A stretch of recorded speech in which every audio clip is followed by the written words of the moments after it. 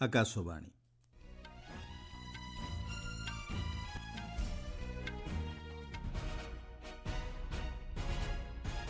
କେରଳ ଓ ଆସାମ ବିଧାନସଭା ନିର୍ବାଚନ ପାଇଁ ପ୍ରାର୍ଥୀ ତାଲିକା ଘୋଷଣା କଲା ବିଜେପି।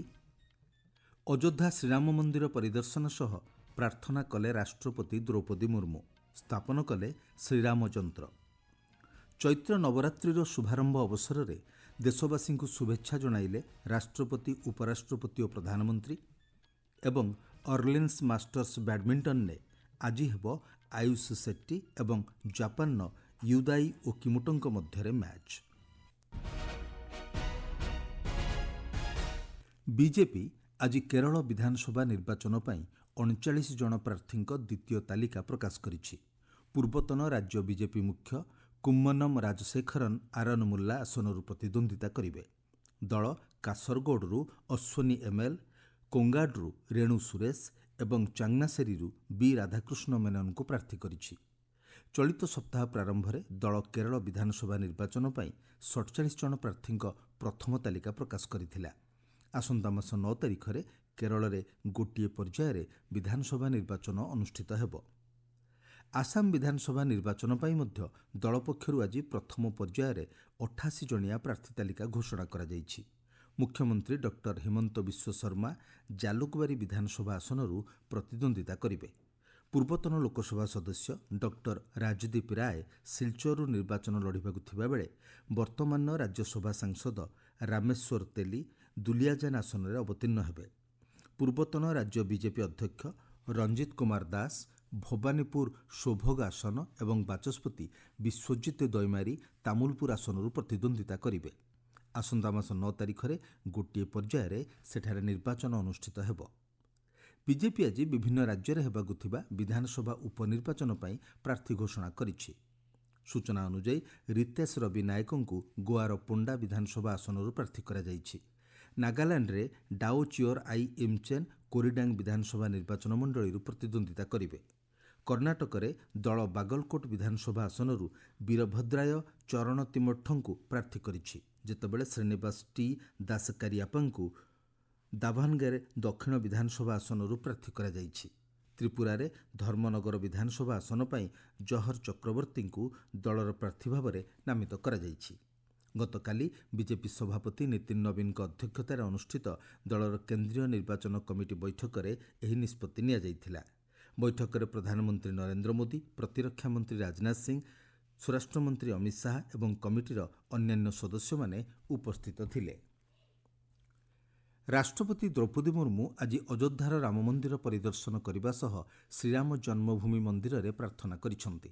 ସେ ବିଶେଷ ଧାର୍ମିକ ସମାରୋହର ଅଂଶ ଭାବରେ 150 କିଲୋଗ୍ରାମର ସୁନା ଖୋଦିତ ଶ୍ରୀରାମ ଯନ୍ତ୍ର ମଧ୍ୟ ସ୍ଥାପନ କରିଛନ୍ତି।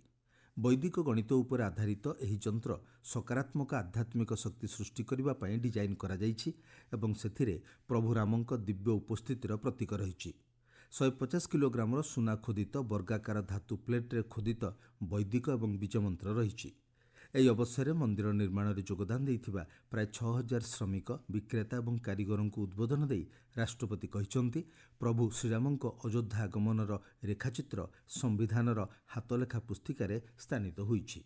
ये अयोध्या नगरी सभी राम भक्त के लिए भी सर्वाधिक प्रिय है। राम रावण युद्ध में विजय प्राप्त करने के पश्चात माता सीता और लक्ष्मण जी के साथ प्रभु श्री राम के अयोध्या आगमन का अत्यंत कलात्मक रेखाचित्र हमारे संविधान की हस्तलिखन मूल प्रति में शोभायमान है। ये रेखाचित्र मूल अधिकार के अत्यंत महत्वपूर्ण भाग 3 के आरंभ में दिखाई देता है। मुझे ये देखकर प्रसन्नता हुई है कि इस चित्र के विषय में जानकारी और जागरूकता प्रसारित की जा रही है तथा जनमानस को संवैधानिक आदर्श एवं पवित्र सांस्कृतिक प्रतीकों के साथ जोड़ा जा रहा है। ଆଜି ସକାଳେ ରାଷ୍ଟ୍ରପତି ଅଯୋଧ୍ୟାସ୍ଥିତ ମହର୍ଷି ବାଲ୍ମୀକି ଅନ୍ତର୍ଜାତୀୟ ବିମାନ ବନ୍ଦରରେ ପହଞ୍ଚିଥିଲେ। ରାଜ୍ୟପାଳ ଆନନ୍ଦୀବେନ୍ ପଟେଲ, ମୁଖ୍ୟମନ୍ତ୍ରୀ ଯୋଗୀ ଆଦିତ୍ୟନାଥ ଏବଂ ଉପମୁଖ୍ୟମନ୍ତ୍ରୀ କେଶବ ପ୍ରସାଦ ମୌର୍ଯ୍ୟ ଓ ବ୍ରଜେଶ ପାଠକ ରାଷ୍ଟ୍ରପତିଙ୍କୁ ସ୍ୱାଗତ କରିଥିଲେ। ରାଷ୍ଟ୍ରପତି ଆଜିଠାରୁ 3 ଦିନିଆ ଉତ୍ତରପ୍ରଦେଶ ଗସ୍ତରେ ଯାଇଛନ୍ତି। ଆପଣମାନେ ସମ୍ବାଦ ଶୁଣୁଛନ୍ତି ଆକାଶବାଣୀରୁ। मैं सुनील पुलिस के पास आकर आत्मसमर्पण कर चुका हूँ। यहाँ अमकुल 20 कैडर पुलिस के पास है।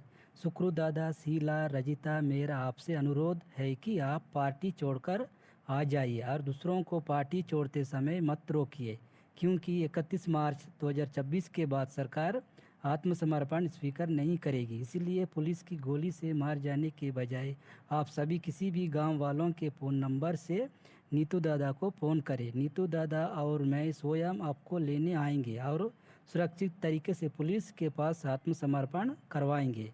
नीतू दादा का फ़ोन नंबर 7815070531। ବରିଷ୍ଠ କୂଟନୀତିଜ୍ଞ ବିକ୍ରମ ଦୋରାଇସ୍ୱାମୀଙ୍କୁ ଚୀନରେ ଭାରତର ନୂତନ ରାଷ୍ଟ୍ରଦୂତ ଭାବରେ ନିଯୁକ୍ତ କରାଯାଇଛି। 1992 ବ୍ୟାଚ୍ର ଭାରତୀୟ ବୈଦେଶିକ ସେବା ଅଧିକାରୀ ଶ୍ରୀ ଦୋରାଇସ୍ୱାମୀ ବର୍ତ୍ତମାନ ଯୁକ୍ତରାଜ୍ୟରେ ଭାରତୀୟ ଉଚ୍ଚାୟୁକ୍ତ ଭାବରେ କାର୍ଯ୍ୟ କରୁଛନ୍ତି। ସେ ପ୍ରଦୀପ କୁମାର ରାୱତଙ୍କ ସ୍ଥାନରେ କାର୍ଯ୍ୟ କରିବେ। ବୈଦେଶିକ ମନ୍ତ୍ରଣାଳୟ ପକ୍ଷରୁ ଦିଆଯାଇଥିବା ସୂଚନା ଅନୁଯାୟୀ ଶ୍ରୀ ଦୋରାଇସ୍ୱାମୀ ଖୁବ୍ ଶୀଘ୍ର ଏହି ଦାୟିତ୍ୱ ଗ୍ରହଣ କରିବେ ବୋଲି ଆଶା କରାଯାଉଛି। ଚୈତ୍ର ନବରାତ୍ରି ପର୍ବ ଆଜିଠାରୁ ଆରମ୍ଭ ହୋଇଛି। ସାରା ଦେଶରେ ଶ୍ରଦ୍ଧାଳୁମାନେ ଏହି 9 ଦିନିଆ ପର୍ବକୁ ଅତ୍ୟନ୍ତ ଉତ୍ସାହ ଏବଂ ଭକ୍ତିର ସହ ପାଳନ କରୁଛନ୍ତି। ରାଜଧାନୀ ଦିଲ୍ଲୀ ସମେତ ଅନ୍ୟ ମନ୍ଦିରଗୁଡ଼ିକରେ ସକାଳ ଆରତିର ଅର୍ପଣ ସହିତ 9 ଦିନିଆ ଉତ୍ସବ ଆରମ୍ଭ ହୋଇଛି। ନବରାତ୍ରିର ଅର୍ଥ 9ଟି ରାତି, ଯାହା ଦେବୀ ଦୁର୍ଗା ଏବଂ ତାଙ୍କର 9ଟି ରୂପର ପୂଜା ପାଇଁ ଉତ୍ସର୍ଗୀକୃତ। ଏହାକୁ ନବଦୁର୍ଗା ମଧ୍ୟ କୁହାଯାଏ। ପ୍ରତ୍ୟେକ ଦିନ ଦେବୀଙ୍କ ଏକ ଭିନ୍ନ ରୂପ ପାଇଁ ଉତ୍ସର୍ଗୀକୃତ, ଯାହା ଶକ୍ତି, ପବିତ୍ରତା ଏବଂ ଜ୍ଞାନର ପ୍ରତୀକ। ଯଦିଓ ପ୍ରତିବର୍ଷ 4ଟି ନବରାତ୍ରି ପାଳନ କରାଯାଏ, ଚୈତ୍ର ନବରାତ୍ରି ଏବଂ ଶାରଦୀୟ ନବରାତ୍ରି ସବୁଠାରୁ ବ୍ୟାପକ ଭାବରେ ପାଳିତ ହୁଏ। ଚୈତ୍ର ନବରାତ୍ରିର ବିଶେଷ ଗୁରୁତ୍ୱ ରହିଛି, କାରଣ ଏହା ବସନ୍ତ ଋତୁ ଓ ହିନ୍ଦୁ ନବବର୍ଷର ଆରମ୍ଭ ସହିତ ମେଳ ଖାଏ, ଯାହା ଆଧ୍ୟାତ୍ମିକ ଶୁଦ୍ଧି ଏବଂ ନୂତନ ଆରମ୍ଭର ପ୍ରତୀକ ଭାବରେ ସାରା ଦେଶରେ ପାଳନ କରାଯାଏ। ଶ୍ରଦ୍ଧାଳୁମାନେ 9 ଦିନ ମଧ୍ୟରେ ଉପବାସ ପାଳନ ପୂର୍ବକ ସାତ୍ୱିକ ଖାଦ୍ୟ ଗ୍ରହଣ କରନ୍ତି। ଏଥିରେ ପ୍ରତିଦିନ ବିଶେଷ ପ୍ରାର୍ଥନା, ଭଜନ ଏବଂ ଆରତି କରାଯାଏ। ଏହି ପର୍ବ ଦିବ୍ୟ ନାରୀଶକ୍ତି, ଶକ୍ତିର ପୂଜାକୁ ମଧ୍ୟ ସୂଚିତ କରେ। ରାଷ୍ଟ୍ରପତି ଦ୍ରୌପଦୀ ମୁର୍ମୁ, ଉପରାଷ୍ଟ୍ରପତି ସିପି ରାଧାକୃଷ୍ଣନ ଏବଂ ପ୍ରଧାନମନ୍ତ୍ରୀ ନରେନ୍ଦ୍ର ମୋଦି ଆଜି ନବ ସମ୍ବତ୍ସର, ଚୈତ୍ର ଶୁକ୍ଲାଦି, ଉଗାଦି, ଗୁଡ଼ି ପଡ଼ୱା, ଚେତିଚାନ୍ଦ, ନବରେହ୍, ସାଜିବୁ ଚେରୋବୋ ଏବଂ ଚୈତ୍ର ନବରାତ୍ରିର ଶୁଭାରମ୍ଭ ଅବସରରେ ନାଗରିକମାନଙ୍କୁ ଶୁଭେଚ୍ଛା ଜଣାଇଛନ୍ତି। ସାମାଜିକ ଗଣମାଧ୍ୟମ ପୋଷ୍ଟରେ ରାଷ୍ଟ୍ରପତି ଦେଶର ବିଭିନ୍ନ ଅଞ୍ଚଳରେ ନବବର୍ଷର ଆଗମନକୁ ସ୍ୱାଗତ କରିବା ସହ ଏହିଭଳି ଉତ୍ସବ ଭାରତର ସମୃଦ୍ଧ ସାଂସ୍କୃତିକ ବିବିଧତାର ପ୍ରତିଫଳନ ବୋଲି କହିଛନ୍ତି। ଏହି ଅବସରରେ ରାଷ୍ଟ୍ରପତି ସମସ୍ତଙ୍କ ଜୀବନରେ ସୁଖ ସମୃଦ୍ଧି କାମନା କରିଛନ୍ତି। ଉପରାଷ୍ଟ୍ରପତି ସିପି ରାଧାକୃଷ୍ଣନ ଦେଶର ବିଭିନ୍ନ ସ୍ଥାନରେ ପାଳନ ହେଉଥିବା ଏହି ପର୍ବଗୁଡ଼ିକ ପାରମ୍ପରିକ ନୂତନ ବର୍ଷର ଆରମ୍ଭ, ବସନ୍ତର ଆଗମନ ଏବଂ ନୂଆ ଭାବନାର ପ୍ରତିଫଳନ ବୋଲି କହିଛନ୍ତି। ଏହି ଅବସରରେ ଉପରାଷ୍ଟ୍ରପତି ସମସ୍ତଙ୍କ ଜୀବନରେ ସୁଖ, ସମୃଦ୍ଧି ଏବଂ ନୂତନ ଆଶାର କାମନା କରିଛନ୍ତି। ସାମାଜିକ ଗଣମାଧ୍ୟମ ପୋଷ୍ଟରେ ପ୍ରଧାନମନ୍ତ୍ରୀ ନରେନ୍ଦ୍ର ମୋଦି ଏହି ପର୍ବଗୁଡ଼ିକ ସମସ୍ତଙ୍କ ପାଇଁ ଖୁସି, ସୌଭାଗ୍ୟ, ସମୃଦ୍ଧି ଏବଂ ଉତ୍ତମ ସ୍ୱାସ୍ଥ୍ୟ ଆଣିଦେଉ ବୋଲି କାମନା କରିଛନ୍ତି। ସେ କହିଛନ୍ତି, ଏହି ପର୍ବଗୁଡ଼ିକ ଏକ ନୂତନ ବର୍ଷର ଆଗମନ ସହ ନୂତନ ଆଶା ଏବଂ ସମ୍ଭାବନା ଆଣିଥାଏ। ନୂତନ ବର୍ଷ ସମସ୍ତଙ୍କୁ ଆତ୍ମବିଶ୍ୱାସର ସହିତ ଆଗକୁ ବଢ଼ିବା, ନୂତନ ସମ୍ଭାବନାକୁ ଗ୍ରହଣ କରିବା ଏବଂ ଏକ ଉଜ୍ଜଳ, ସୁସ୍ଥ ଏବଂ ଅଧିକ ପରିପୂର୍ଣ୍ଣ ଭବିଷ୍ୟତ ପାଇଁ କାମ କରିବାକୁ ପ୍ରେରଣା ଦେଉ ବୋଲି ପ୍ରଧାନମନ୍ତ୍ରୀ ଆଶା ପୋଷଣ କରିଛନ୍ତି। ସାମାଜିକ ଗଣମାଧ୍ୟମରେ ଭାରତ ଏବଂ ଇରାନ ମଧ୍ୟରେ ମୁହାଁମୁହିଁ ପରିସ୍ଥିତି ସୃଷ୍ଟି ହୋଇଥିବା ସମ୍ପର୍କିତ ସୂଚନାକୁ ବୈଦେଶିକ ମନ୍ତ୍ରଣାଳୟର ସତ୍ୟ ଅନୁସନ୍ଧାନକାରୀ ୟୁନିଟ୍ ଖଣ୍ଡନ କରିଛି। ଫ୍ୟାକ୍ଟ ଚେକ୍ ୟୁନିଟ୍ ଏହି ଦାବିକୁ ମିଥ୍ୟା ବୋଲି କହିବା ସହ ନାଗରିକମାନଙ୍କୁ ସାମାଜିକ ଗଣମାଧ୍ୟମରେ ପ୍ରସାରିତ ହେଉଥିବା ଏଭଳି ଭିତ୍ତିହୀନ ଦାବି ବିରୋଧରେ ସତର୍କ ରହିବାକୁ କହିଛି।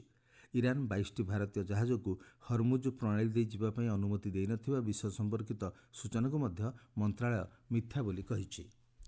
ଅର୍ଲିନ୍ସ ମାଷ୍ଟର୍ସ ବ୍ୟାଡମିଣ୍ଟନରେ ଆୟୁଷ ସେଟ୍ଟି ପୁରୁଷ ଏକକ ମ୍ୟାଚ୍ର ଷୋଡ଼ଶ ରାଉଣ୍ଡରେ ଆଜି ଜାପାନର ୟୁଦାଇ ଓକିମୋଟୋଙ୍କ ସହ ପ୍ରତିଦ୍ୱନ୍ଦିତା କରିବେ। ସେ ଫ୍ରାନ୍ସର ପାଲାଇସ୍ ଡେ ସ୍ପୋର୍ଟସରେ ଅନୁଷ୍ଠିତ 32ତମ ରାଉଣ୍ଡ ମ୍ୟାଚ୍ରେ ସ୍ୱଦେଶର ଖେଳାଳି କିରଣ ଜର୍ଜଙ୍କୁ ପରାସ୍ତ କରିଥିଲେ। ମହିଳା ସିଙ୍ଗଲ୍ସରେ ଆଜି ଅନମୋଲ ଖରବ ଏବଂ ତନ୍ଭି ଶର୍ମା ଓ ମାଳବିକା ବଂଶୋଦ ଏବଂ ମାଲେସିଆର ଖେଳାଳି ୱଙ୍ଗ୍ ଲିଙ୍ଗ୍ ଚିଙ୍ଗ୍ଙ୍କ ମଧ୍ୟରେ ମୁକାବିଲା ହେବ। ମୁଖ୍ୟ ସମ୍ବାଦ ପୁଣିଥରେ। କେରଳ ଓ ଆସାମ ବିଧାନସଭା ନିର୍ବାଚନ ପାଇଁ ପ୍ରାର୍ଥୀ ତାଲିକା ଘୋଷଣା କଲା ବିଜେପି। ଅଯୋଧ୍ୟା ଶ୍ରୀରାମ ମନ୍ଦିର ପରିଦର୍ଶନ ସହ ପ୍ରାର୍ଥନା କଲେ ରାଷ୍ଟ୍ରପତି ଦ୍ରୌପଦୀ ମୁର୍ମୁ। ସ୍ଥାପନ କଲେ ଶ୍ରୀରାମ ଯନ୍ତ୍ର। ଚୈତ୍ର ନବରାତ୍ରିର ଶୁଭାରମ୍ଭ ଅବସରରେ ଦେଶବାସୀଙ୍କୁ ଶୁଭେଚ୍ଛା ଜଣାଇଲେ ରାଷ୍ଟ୍ରପତି, ଉପରାଷ୍ଟ୍ରପତି ଓ ପ୍ରଧାନମନ୍ତ୍ରୀ। ଏବଂ ଅର୍ଲିନ୍ସ ମାଷ୍ଟର୍ସ ବ୍ୟାଡମିଣ୍ଟନରେ ଆଜି ହେବ ଆୟୁଷ ସେଟ୍ଟି ଏବଂ ଜାପାନର ୟୁଦାଇ ଓକିମୋଟୋଙ୍କ ମଧ୍ୟରେ ମ୍ୟାଚ୍। ସମ୍ବାଦ ଶେଷ ହେଲା। ଅଧିକ ସମ୍ବାଦ ପାଇଁ ଆପଣମାନେ newsonAIR.gov.in ୱେବସାଇଟ୍ ଏବଂ ନ୍ୟୁଜ୍ ଅନ୍ ଏଆଇଆର୍ ଆପ୍ରେ ଲଗ୍ଇନ୍ କରିପାରିବେ।